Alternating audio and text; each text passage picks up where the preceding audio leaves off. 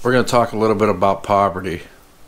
Poverty around the world. Why are so many people in a poverty state? On this channel, it's about keeping it real, everyday issues. Let's see what we can get into today.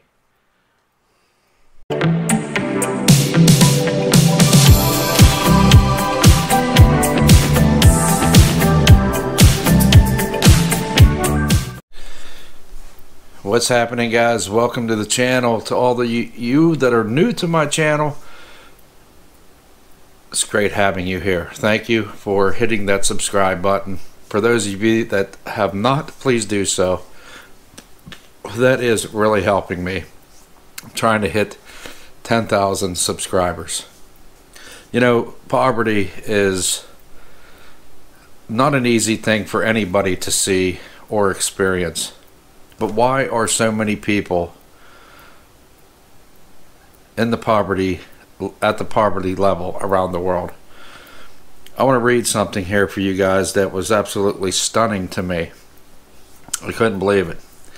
It says that almost half the world, which is over 3 billion people, live on less than $2.50 a day. That's crazy. That's crazy. 567 million people.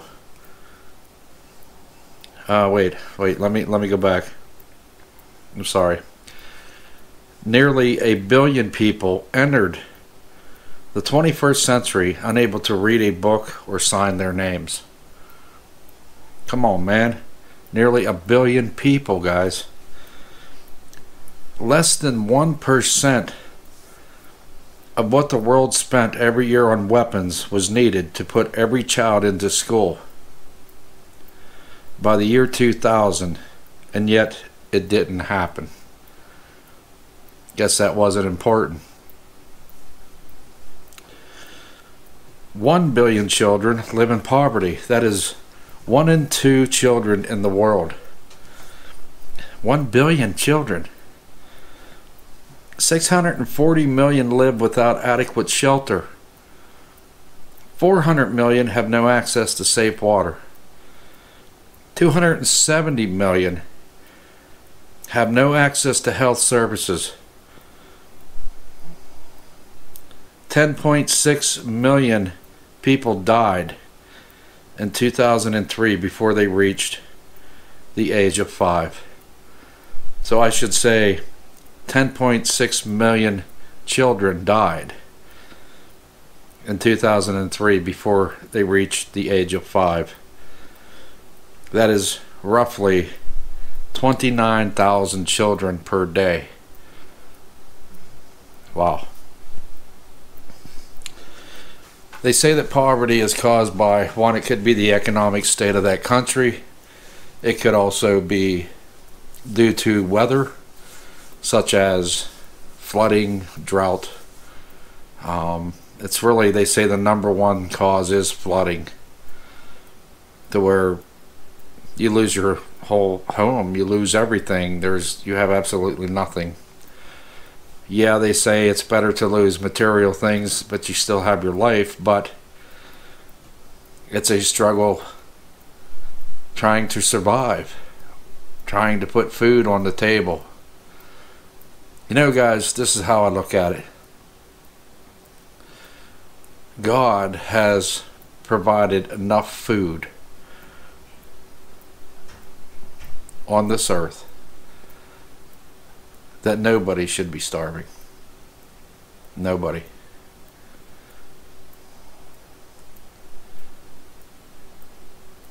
When in the Philippines, I've seen so many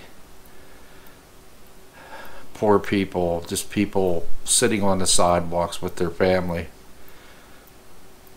So many beggars. If that were you, you would be doing the same thing. What is one to do?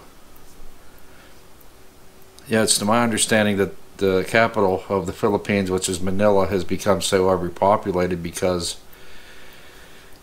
people were coming from different parts of the Philippines to go to Manila for work. They were told, or they figured, I would be able to find work in the city, when that is not true. They came to the city not finding work. And so now you have an overpopulated city with a lot of people that can't put anything on. Well, I can't say they all have tables, because there are so many people that you see lying in the streets, and you know, it's just a shame. When you look at all this, and let's once again look at the fact that God has made everything. God is everything. God made sure that all these different foods that come from the ground, there's enough of it to feed everyone. But yet it's the corruption and certain greed that doesn't make that possible. You know, I have never really thought about it honestly before, until my first trip to the Philippines, and I gotta be honest with you, it broke my heart. And that's why the video says how the Philippine culture changed me. I had not seen poverty at that level. I have never experienced that. Here in the United States, you know, a lot of people have the impression that you come here and you can live this awesome life. Well, that's not necessarily true. You have people that live here that are looking for those good jobs, and they're finding that they have to work 2 or 3 to try to make ends meet, because a lot of places aren't hiring full-time anymore. A lot of companies are not providing benefits anymore. So you're actually working under the 40-hour mark, which makes you part-time, which means you don't qualify for benefits. There's so much of that here. And you have people that have worked really good jobs that lost their jobs and are now trying to find that good job, and it's a struggle here. You know, do we really need to live with so many material things? I don't really think we do. But here in the United States, it seems as though that is the most important thing. Having that expensive car, the expensive house, you know, putting in ground swimming pool, above ground swimming pool. There's nothing wrong with that, guys, but it just seems that here everything is about material stuff. If people would only just open up their eyes and take a good hard look around the world to see just how bad it really is. It's really sad. That is a lot of people. We're talking billions, not millions. We're talking billions of people. That's half of the population around the world. Half of the population. There's something wrong with that. There's something wrong with that. So it's just something I wanted to touch on, guys. I think more of us really need to open our eyes and try to be a little more giving. Now, you know, here it's like giving donations to certain companies to help out possibly around the world, but a lot of people don't trust these organizations.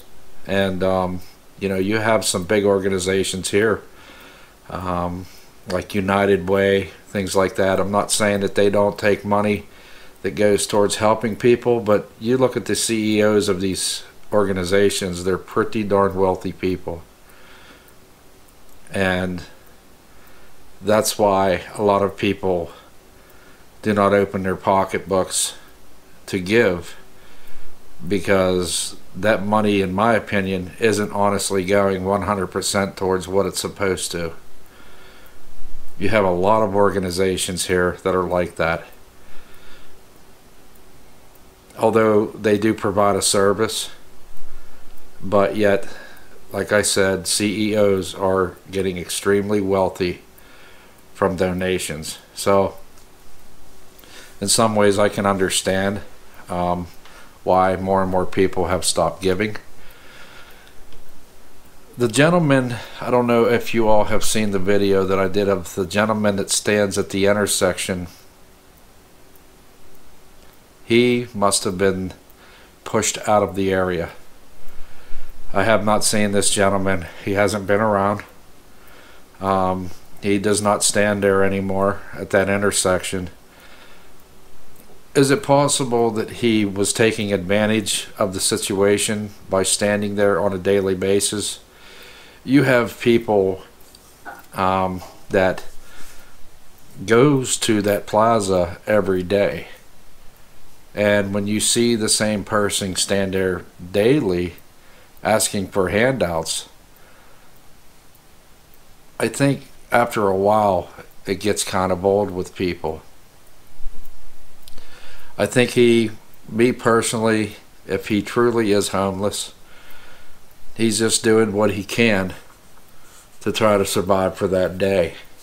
But yet, standing in the same spot every single day, people notice that, and I'm thinking that maybe they had contacted the police, and I think the police, they may have pushed him out of the area. So being homeless, guys, is, I can't imagine what that is like.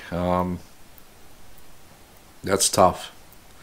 You know, here we are getting cold temperatures now. We've actually seen a little bit of snow flurries. We didn't get snow, but we're getting snow flurries, so it's getting pretty cold at night. I can't imagine that. I cannot imagine cold winter nights being homeless, being stuck outside. So I'm hoping that more people will open up and start giving more. And you know, it seems like people are really giving around Christmas time. It seems to bring out the best in people around Christmas time, but any other time, yeah, no, forget it. It's not happening. But just wanted to touch on that, guys. I thought these numbers were phenomenal, especially when it's half of the population around the world that is struggling like this. There's something wrong with that, and I'm hoping, if anything, you know, things can get better for people, especially in the Philippines. So that's all I got on this. I hope you guys subscribe. Hit that subscribe button, hit that like button, and share the video. Still trying to hit that 10,000 subscriber mark. That means the world to me to hit that mark. So until then, I'll see you guys in the next video, and just keep it real and love one another. I'll talk at you later.